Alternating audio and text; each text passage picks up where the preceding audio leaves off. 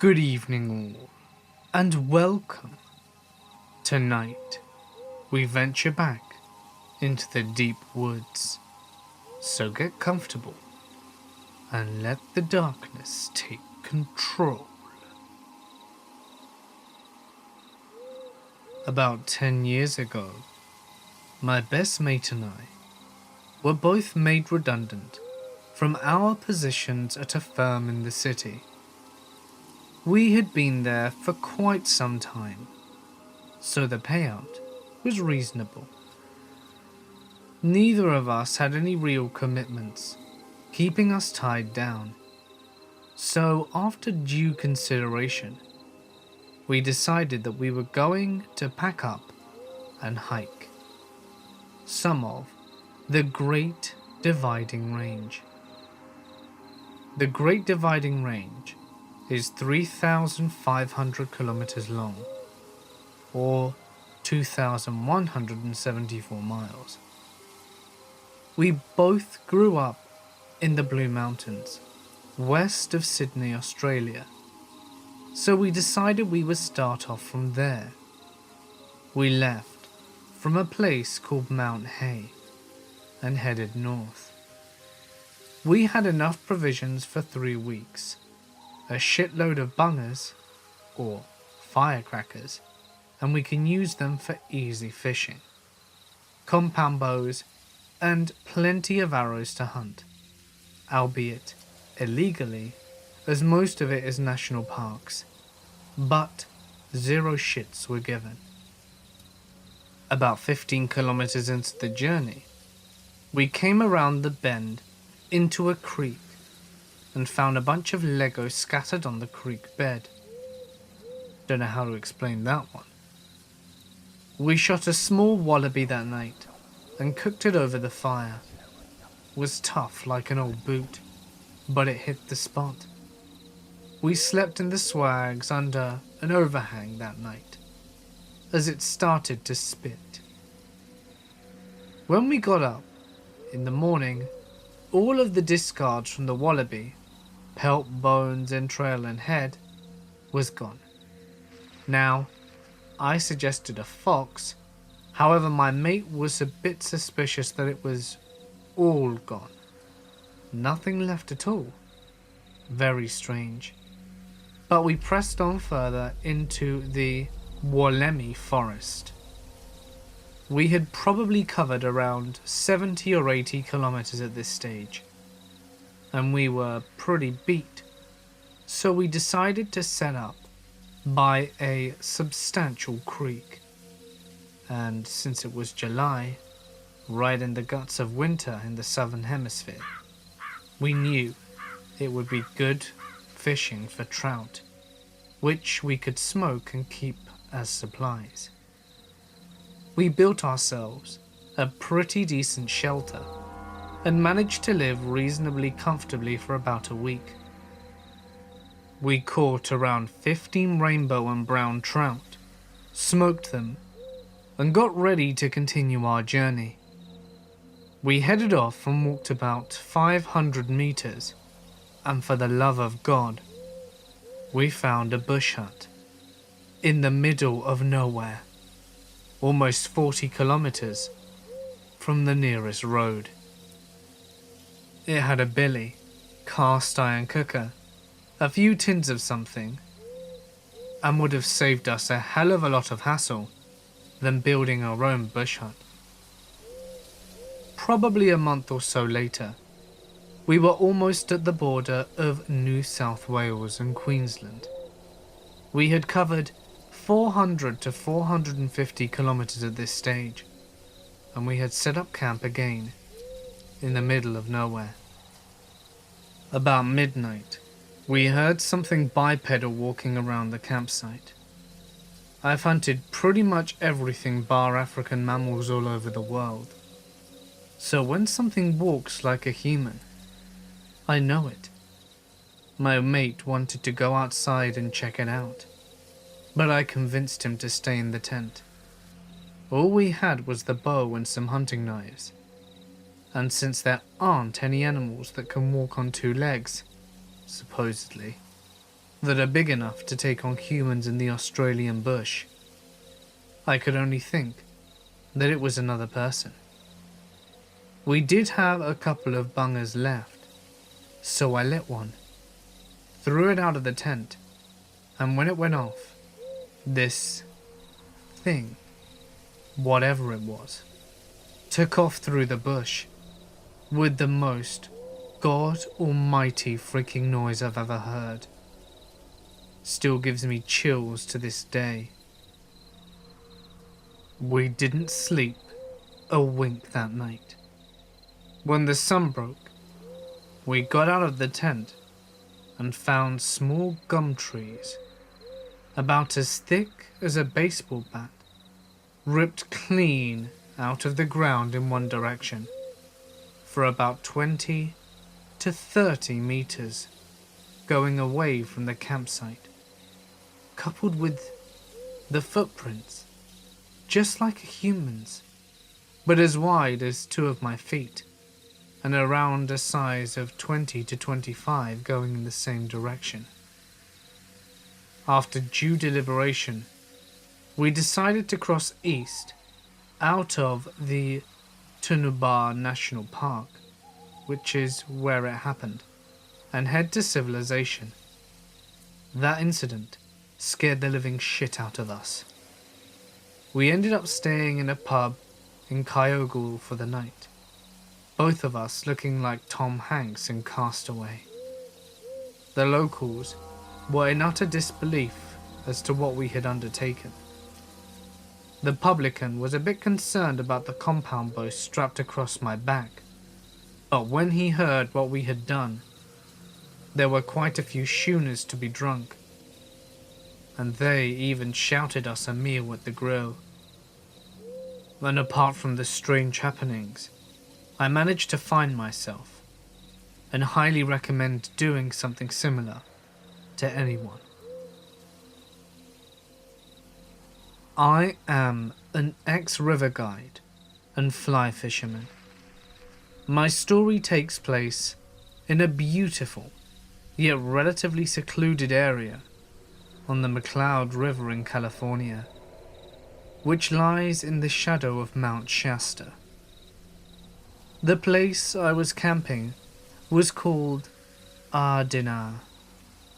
This site was interesting because this area had been inhabited by native people in the area for generations, and then some rich white people bought the land and built a fishing lodge there around the year 1900, including a couple of cabins as well as planting some apple orchards.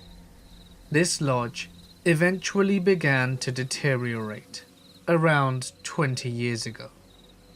These days, this place is a remote campsite with a great deal of old ruins, which were engulfed in the expansive orchard that contained arched and bent over apple trees, surrounded by extremely thick grass that any hiker or fisherman would have to weave their way through on the hike up the river. Anywho, I was camping by myself there for about 4 days in the middle of the week, so this place was pretty empty. I had run out of significant food and was looking forward to having some trout for dinner. Thus, I decided to visit an upstream spot where I had previously had some luck. As I was passing through the orchard whistling, which I always do as to not startle any wildlife, I saw a black bear pop its head above the long grass and look at me from about 30 yards away. It had been laying on its back and pouring up into the low branches of the apple tree, but sat up and peered up, staring at me while continuing to chew on the apple in its mouth. I could barely believe it at first, but I kept my cool, resumed whistling, and walked backwards down the trail without any incident. I had experienced bears in the wild before, and didn't think that this event would be anything more than a good story. I proceeded down to the river and headed downstream, away from the orchard for probably about a mile or more. I ended up waiting for about 20 minutes to make sure the thing didn't follow me for any reason, and then began concentrating on fishing again. It was a beautiful evening, and despite my encounter, I was still in awe of this place and landed a 3-fish dinner. As I'm leaving my area to head back to the campsite, with my fish wrapped up in a plastic grocery bag in my house, I encountered another fisherman, who I think was the only other person there. I warned him about the bear in the orchard, about a mile or so behind me. He said, "Yeah, they're around, thanks for the heads up. I'll head down to the river and go downstream to the campsite." And he headed down the river where I had just been fishing. As I continued downstream, but far above the riverbed, there was a part of the trail that was like a pathway through extreme thick brush. So thick that it created an archway over the top of this section for about 100 yards or so, and was only 5 feet apart for the most part, and with blind turns every 20 feet or so. As I winded my way through this brush tunnel, I noticed that I had stopped whistling since I'd spoken with that guy. Right at that exact moment, I had that thought. I tuned up one of the blind corners, and there was a huge black bear, about 10 or 15 feet in front of me, standing on its hind legs, pouring up into the canopy of branches, grunting, rustling, and huffing. I was immediately startled, terrified. I couldn't help but let out a guttural shudder of fear that sounded like a deep wah. My man shriek startled the bear too, who dropped to all fours and bounded into the bushes right next to the trail. The combination of adrenaline and surprise at my reaction had my whole body shaking instantly. I thought like the bear had made perhaps 2 solid bounds at a diagonal away from the trail, but in my direction. But the thickets remained silent. He had stopped, and I assumed was either hiding or waiting to see what I was going to do. I stood there shaking in silence, trying to take a toll of the situation. Shit, I had 3 fish in my hands. I was totally enclosed and trapped in this stupid bush tunnel, and I had no chance to see the bear. I was also shit scared because my only solution was to head past the silent ninja bear in the direction towards the relative safety of my campsite and truck. I was terrified. I tried to pinpoint its location and gathered it was roughly at my 2 or 3 o'clock, to my right, just maybe 10 or 20 feet away from the trail. I had no idea. I felt like the guy in Jurassic Park, and that the bear would just appear out of the bushes right next to me, and I wouldn't even be able to say anything. Clever girl. I felt like I had no choice but to walk forwards and towards the relative safety of my campsite and truck, as well as where I figured the other fishermen would end up. I finished walking down the brush tunnel and looked behind me, and after about 60 yards or so of the terrifying walk, I began sprinting towards the campsite, yelling at the top of my lungs that there was a bear. Nobody responded, but it didn't matter. The bear didn't follow me. I cooked the trout and told the other guy the story when he came walking up the river. Glad I came that way instead of your way. I was displeased that he was so unsympathetic, but then again, I really didn't care. I was just happy to still be alive. Had that gone any differently, none of you would have heard this story, because I would have no doubt been mauled to death by the bear. I have many strange stories, as I spend a lot of time in the open wilderness, often alone. But this one just happened a few weeks ago and was absolutely crazy. Recounting this, I have chills running through my body and goosebumps even thinking about it. I like to camp at a lake in northern Arizona that is rather remote. My favorite spot is on a finger bluff with cliffs on both sides and a lake, creek, and rich wildlife zone below.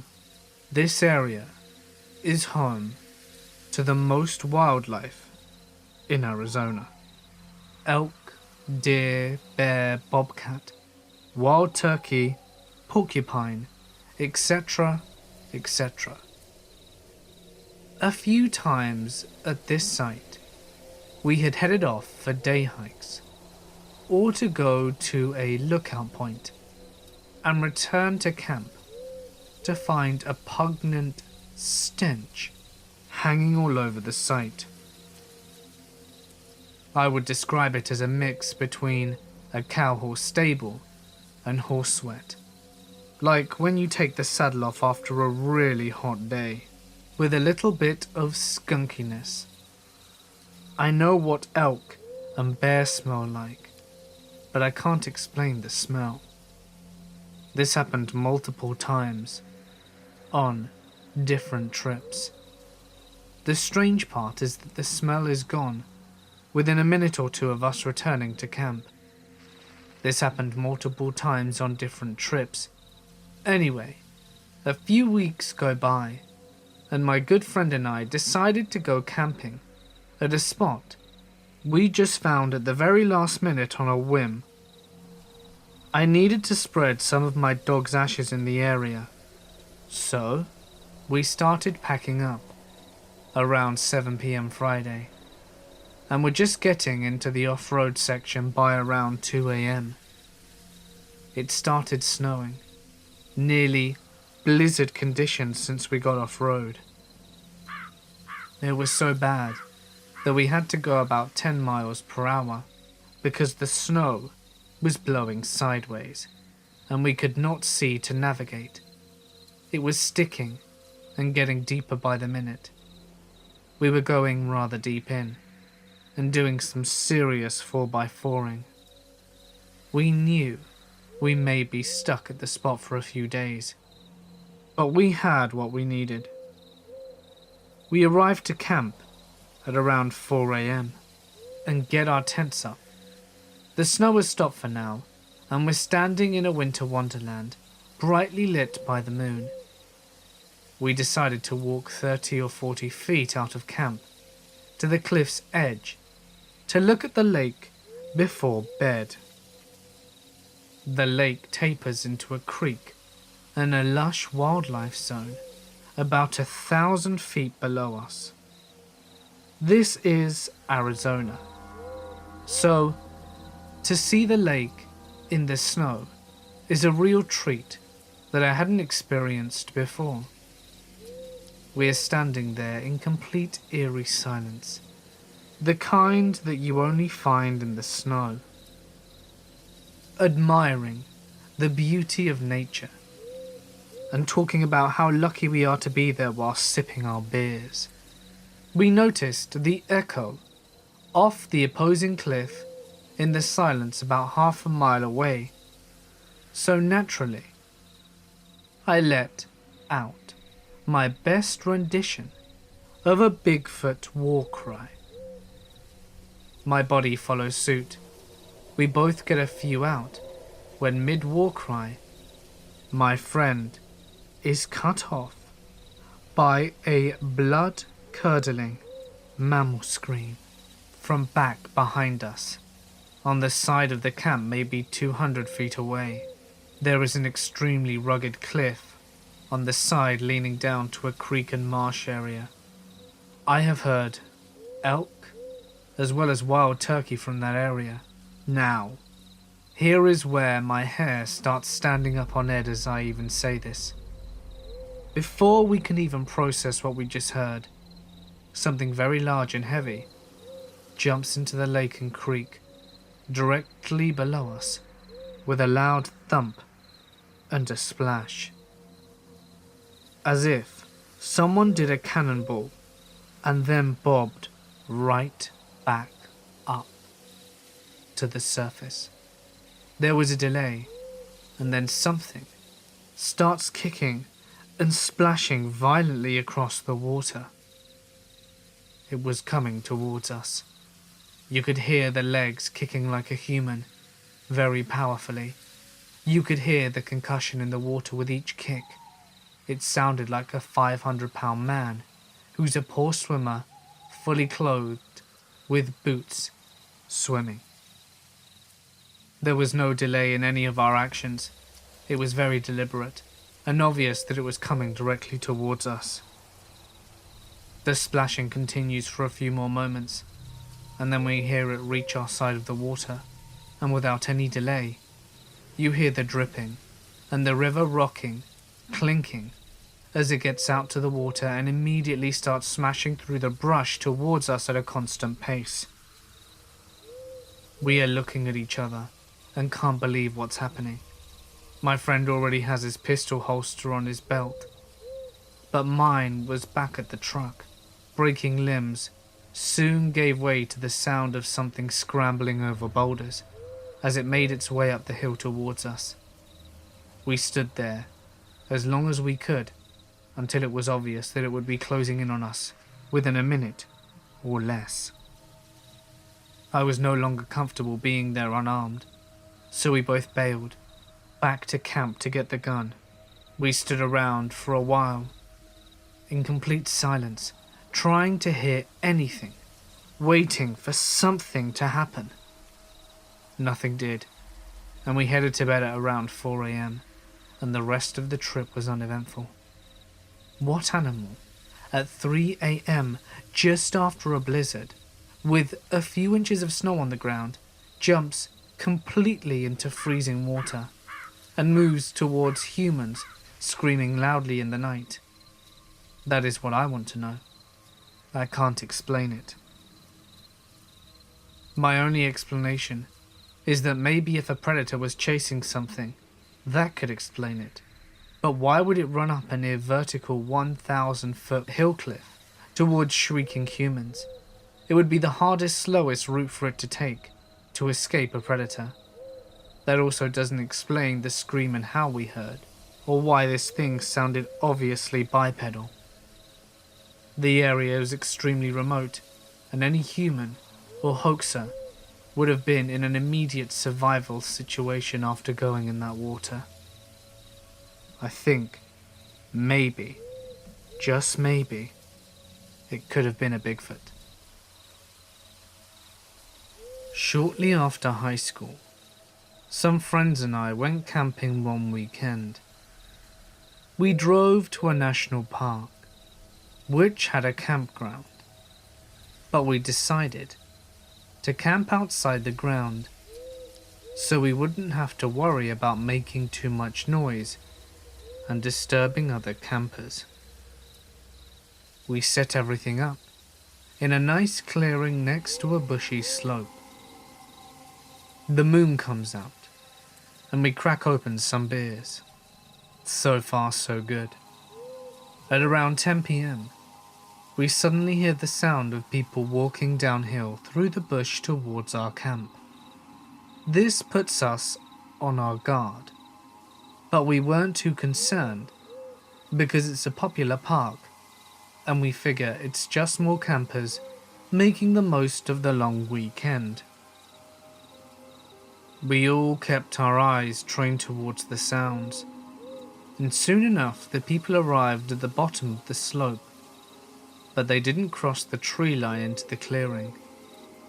They just stop in a huddle, and it's too hard to make out the details. but it looks like there's around 6 figures. Somewhat oddly, all of them were dressed in white, and the moonlight reflected off their garments, giving them an eerie glow.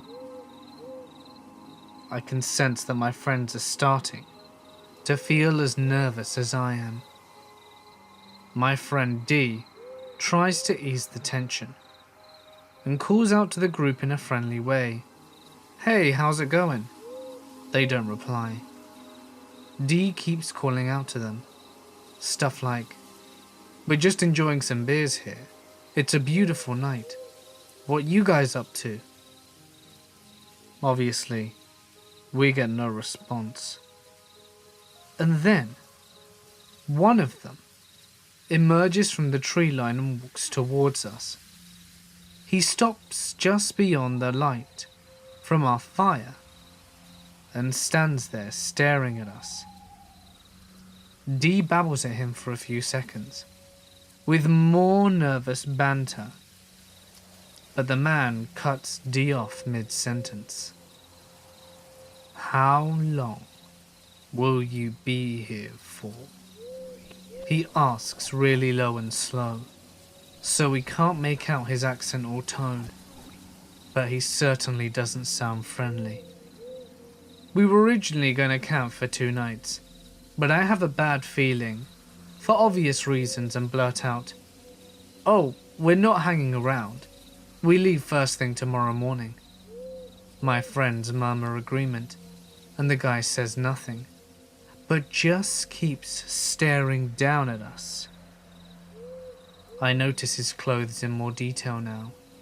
As mentioned before, they were all white, and the top was kind of like a loose, plain baseball jersey, only made from a thin, cottonish material. This is odd, because the night is fairly cool. Cool enough that you can see the man's breath, and he should be freezing. But whatever. He just keeps staring, and I can hear the other people from his group shuffling in their spot behind the tree line. Finally, the man speaks again. "You're leaving tomorrow morning." It's not a question. We all agree. Panicking now. Yes, we're leaving tomorrow." Apparently satisfied, the man turns away and walks back to his group. They all start making their way back up the slope. Say very little until we can't hear the group anymore. And even when they're totally out of earshot, we only speak in nervous whispers. "What the hell was that about? Man, some people are weird." We try and chill out, get some music going, crack more beers, but we are all shaken up now. And what's more, we know that we are being watched. We think the group must be parked up the slope somewhere, scoping us out. So much for a fun night of drinking and bullshit. We're too wound up, and end up crawling in the tent, where we spend the night bunkered down like mice hiding from cats. We get up early and leave immediately. The whole time we're trekking back to the car park, I can feel like we're being trailed. The sensation of being watched never leaves us. Once we're loaded in the car and on the road, we finally relax. Man, that was freaky shit last night. We go over it all, kind of excited in a weird way, considering different theories. Meth heads? A cult? Satanists? But would Satanists dress in all white? Serious question. It's almost amusing now that we aren't in any danger. We stop at the town nearest the park. It's a real middle of nowhere kind of place. Just a petrol station and a dingy looking pub, a closed down bank, and other retail decay. We pull into the petrol station for snacks, and the guy manning the counter looks like a bit of a hard ass. But we chat a bit, and he's friendly enough We tell him about running into the weird people last night in the park, and he's very interested in that. He hears our story, and I expect him to laugh it off. Oh, they're just the religious people that camp out there sometimes. You know, that kind of vibe. But he doesn't laugh. He gets all quiet and narrows his eyes. You kids were really lucky last night, he says. And that right there is the scariest part of the story. Because he is a no bullshit cowboy type. And I can tell, and for that matter, so can everyone else, that he is being deadly serious. We pay for our snacks and drive back into the city, never to return. My dad and I would occasionally go hunting together when I was a kid. I was 14, and my dad knew a guy who owned what seemed to be about half of Georgia. I mean, the amount of property this guy owned was ridiculous. He let people hunt out there, and if he trusted you, he would let you camp out there for a couple of nights if you wanted. He'd always make sure we had a way to call for help before we did so, though. I loved camping out there, more than I did just going hunting for a few hours then coming home. I liked the woodsman feel of living out in the woods. We woke up early one morning and hiked into the woods. It was still dark when we got out to our stand. We didn't see or hear anything, not even birds. I remember my dad commenting on it, and looking back, this should have been a sign. Frustrated, we packed up and looked for a spot to camp, and that we could set up again everything later that evening. My dad suggested that we go in deeper to better our chances of seeing something. So, that's what we did. We hiked for a few hours, found a clearing, set up a small camp, got settled, and passed the time freaking out and talking about Bigfoot and other woodland creatures, a staple to any camp. We hike a ways away from camp, set up our blind and wait.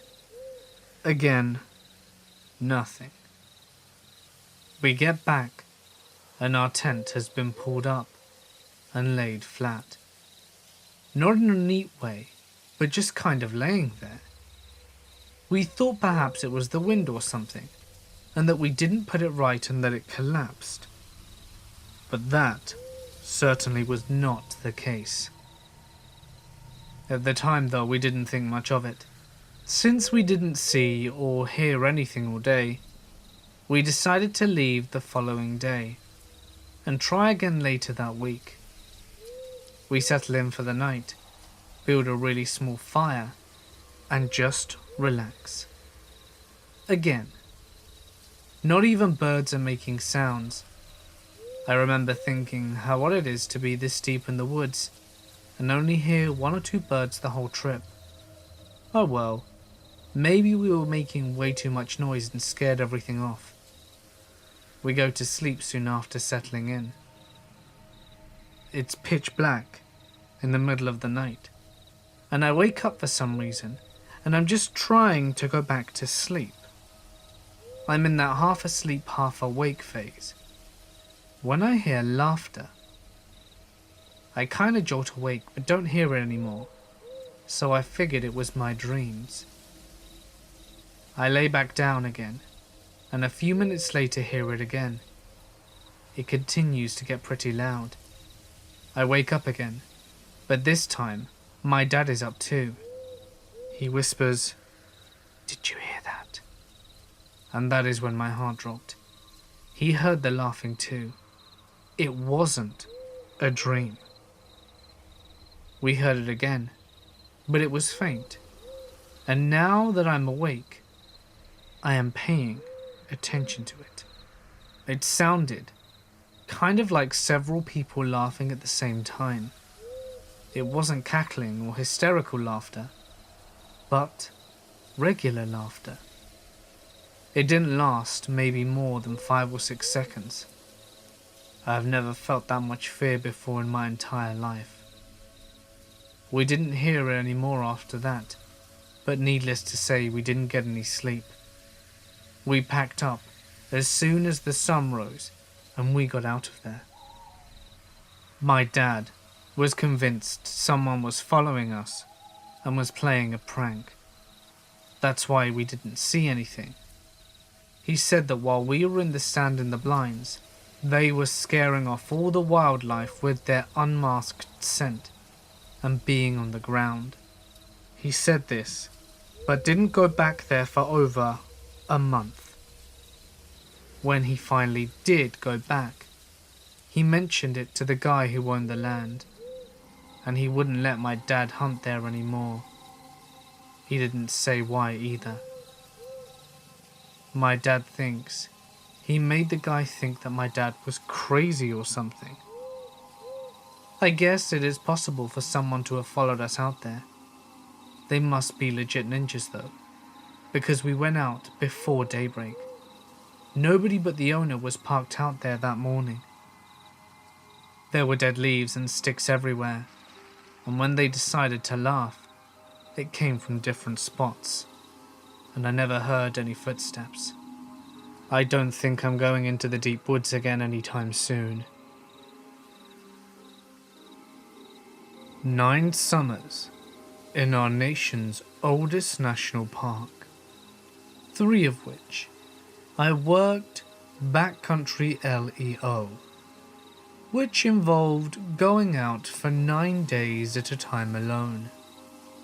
I stayed in cabins mostly, with the occasional backpacking trip, when working boundaries looking for poachers, and these trips were generally not solo. Probably the thing that messed me up the most was coming back to my cabin in the late afternoon and just knowing things were off. Open the propane-powered fridge. It's off and frozen inside and has melted and runs out onto the countertop. Small items shifted around. Things just not quite as how I'd left them. Up in the loft getting ready for bed, I can see where someone pushed in the screen on the window up there. The next day, a couple of Boy Scouts are reported missing from a trip in my area and picked up at a nearby ranger station. They were in deep shit, heading out on their own in the middle of the night. So I didn't pile on the potential B&E. Just really messes with your head when you're on day 6 or so, and come back to your place to find things just a little bit off. The oddest thing, that is my unsolved mystery, was the abandoned camp next to the trail. Camping outside the designated campsites is a big no-no, and I was surprised to find a tent set up directly next to the trail. The trail ran along a nice stream and was a very tranquil spot. Inside, I found a cloth, sleeping bag, some dirty clothes, lots of food, consisting of big cans of SpaghettiOs, and what looked like some leftover from a refried beans and rice dinner, and a teddy bear. Everything reeked of cigarette smoke. I was tempted to confiscate everything and leave the individual out there with nothing, but I did take all the food and pack it in a secure food storage box along the way back to my cabin. I left a note explaining why I had taken the food and that they needed to move camp. I found out that night that I had to skip out early to attend some training, and other things shifted my schedule around, so I was unable to return to the tent for 2 weeks. It was basically untouched when I returned. Some trail crew folks had checked it out and let me know, but that was probably it. I packed up the rest and hauled it out with the canoe. I spent some time poking around the area. However, I never saw any other sign. It was obviously someone who was not prepared for camping out in the backcountry, judging by the food and equipment and the teddy bear. I just don't know. Everything, clothing, gear, etc., indicated for just one individual. Most likely they figured out pretty quickly that they were in over their heads and just ditched most of their items. I've had to retrieve camper items on other occasions when they hiked out because they were sick, only to find that they had spent themselves hiking in hugely overweighted backpacks for such a small trip. I'm talking full-on folding chairs, giant tents, huge tarps, for a 12-mile pack on foot. Yes, there are naked people in the woods too. Not uncommon, so not necessarily too weird. Just makes contacting them as an official a bit weird. I once ran into a group of Swiss dudes who were all college age, in great shape, and running around splashing in the water in their tight European bathing suits. I had to tell the ladies I worked with that they had missed out on that one. Otherwise, waking up to a grizzly sniffing around your tent is very rattling, and waking up to finding bear prints all over your cooking site and cook tent will have you taking a few cautious laps around camp, looking to see if the guest is still around. Trying to fall asleep with a herd of elk mooing and calling around you during the rut is a hard thing to do. All in all, I had some strange experiences out in the middle of nowhere, and some always leave me pondering. 4 years ago, my brother, cousin, 2 friends and I were in British Columbia, Canada, hiking. You see, my brother and I were visiting my cousin when he decided he would show us the beauty Canada had by taking us all out for a hike. And his 2 friends just came along because they were experienced hunters. They decided to take us hiking off track because they knew the country pretty well. I had doubts about this, but felt reassured by their years of experience hunting and living in the area. Anyway, we got going at around 7 a.m. and all was good. We were halfway to our destination, according to my cousin, and we had already seen a moose. My first and last time seeing one bloody brilliant looking creature. Some good looking birds and the rotting corpse of a deer. I still gag when I think about it.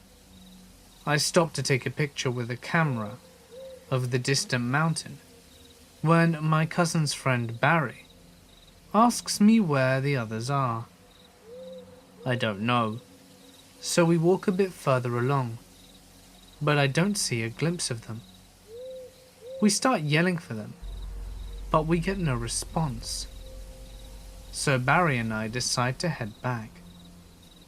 It's about 6 p.m. and at this point we were completely lost. We have some water and some hot soup, so we're not starving, but we're not exactly comfortable either. We walk past some rocks when we see a truck slowly traversing a narrow track, so we start legging it. We're soon noticed by the driver, and he introduces himself as Thomas and offers us a ride to a nearby town. He's pretty nice to us, offers us some of the rabbit that he'd just caught. During the drive though, when Barry and Thomas are talking about which rifles they like, I look through the rear window and notice in the back a black tarp covering something.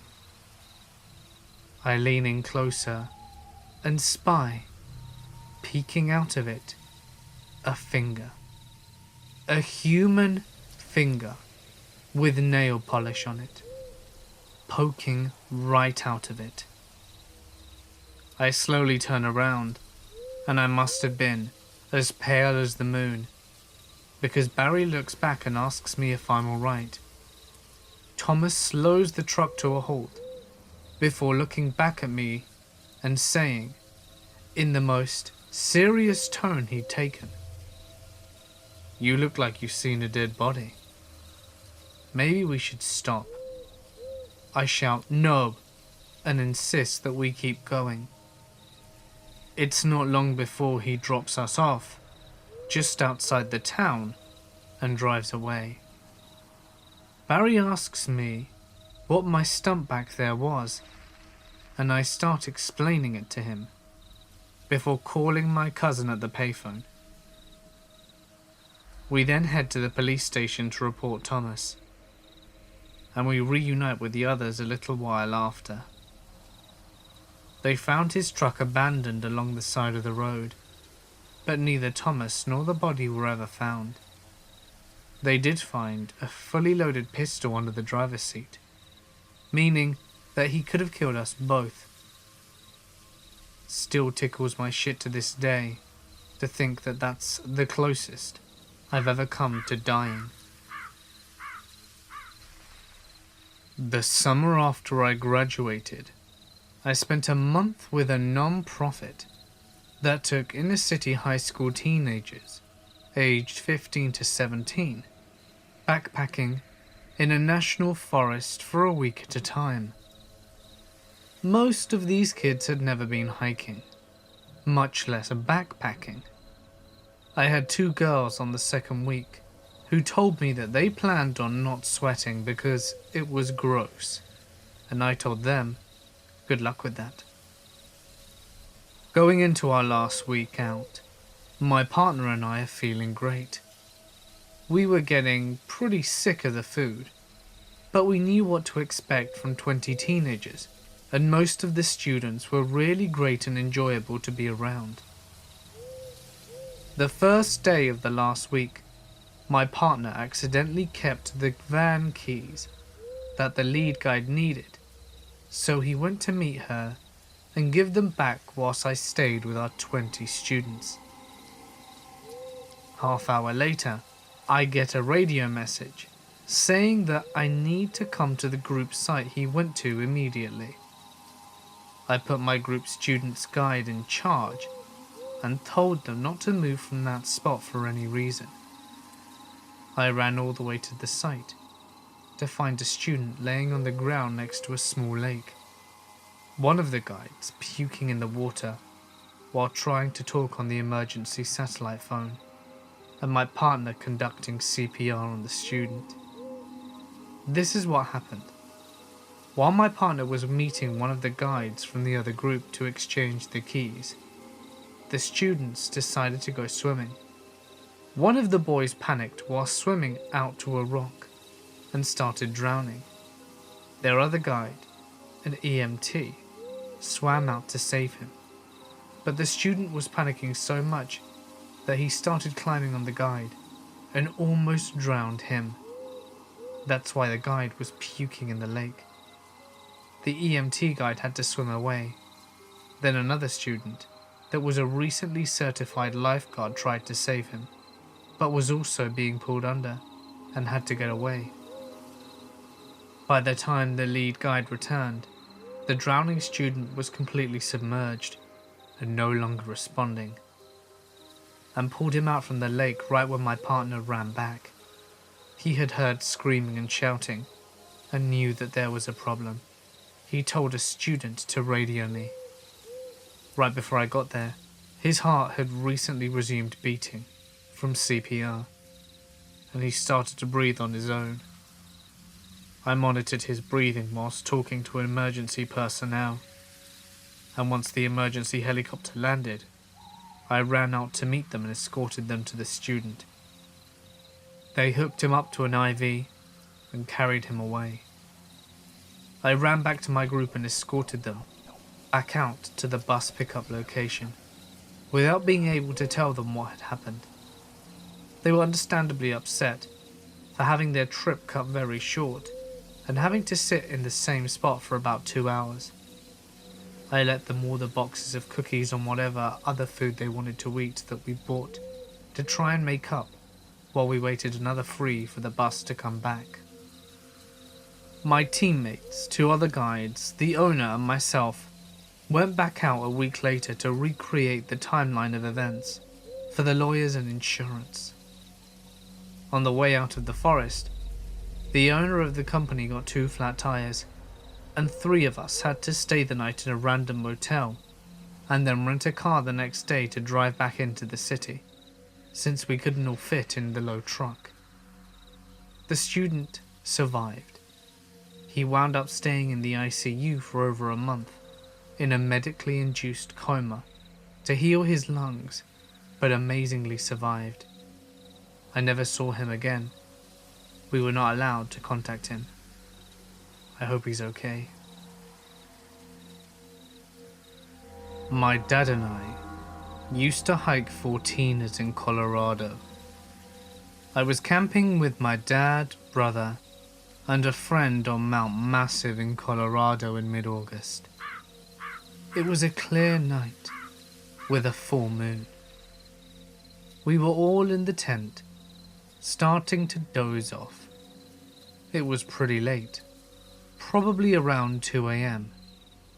As we got in late and spent a long time talking and joking, we heard someone whistling in the distance, down the mountain on the trail that we had just come up.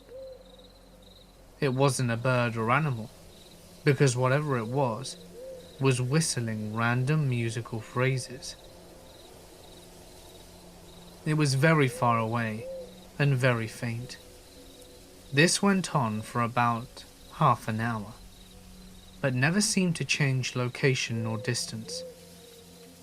Someone camping downhill, we figured. It stopped, but around 3, we were woken up by loud whistling again. It was distant but closer. This time, the whistling kept getting closer. Eventually, we heard the sound of someone walking near our camp.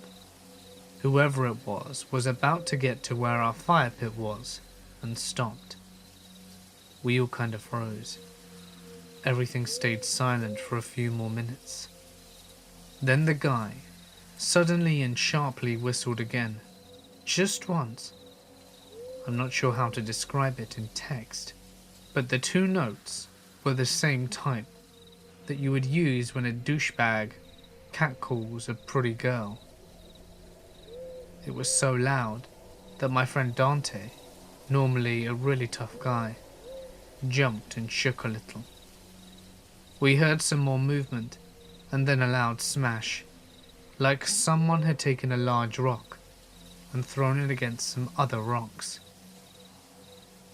We then heard whoever it was running away at a ridiculous speed, but heading further up the trail and not down the mountain, very quickly. We could hear him running for what felt like an eternity, and about a half hour later, a giant thunderstorm started. In the middle of the storm, we still occasionally heard the goddamn whistling of the mountain. It was even more creepy between thunder cracks. He was close, but not next to us, just hanging out whistling in a bloody mountain thunderstorm. We barely slept that night, and got up at the crack of dawn. We didn't finish the hike, partly due to lack of sleep, but we also didn't want to head in the direction where that person went. We didn't see anyone in the area in the morning, and everyone we ran into was heading up the trail, not back down. So whoever it was probably was still up the mountain. 4 grown men, and we were scared shitless the whole night. Guess it could have just been some weirdo solo hiker out there. But hiking solo, with no lights at 2 AM, on massive mountain in a thunderstorm, is generally not something someone sane would do. I am a former park ranger. I was a park ranger at Redwood National Park in California. Typically, the job would be fairly boring. I would make my patrols and just make sure that visitors were following all of the rules and safety regulations. Occasionally, there would be people who would try to provoke some of the wildlife, mountain lions and occasionally bears, and this was something that we had to watch out for. I would say my most memorable experience was during the manhunt for Aaron Bassler in 2011. Being that the forest is so massive, someone with reasonable survival skills could likely live there for weeks or months at a time. So naturally, being a park ranger and being familiar with the area, the authorities sought out my expertise in catching this guy. I was actually with the crew when we happened upon his shelter.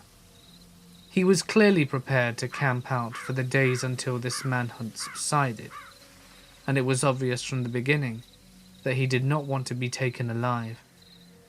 The way I remember it, he began firing at us the moment he saw us. By this time, we had surrounded him from all angles, SWAT, police, etc. I think the fatal shot was someone from SWAT who had climbed a tree to get a clear shot.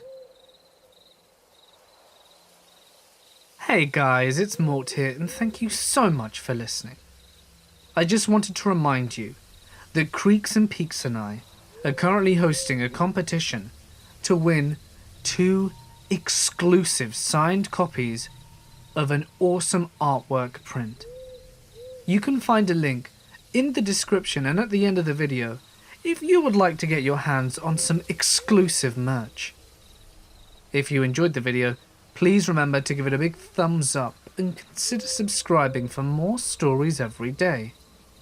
Don't forget that if you would like me to read a story on my channel, feel free to send it to my email or share it to my Reddit, which is of course available in the description.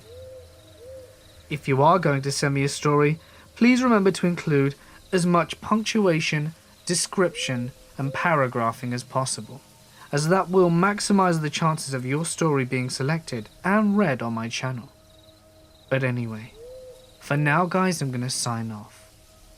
Stay awesome, and I'll see you in the next one.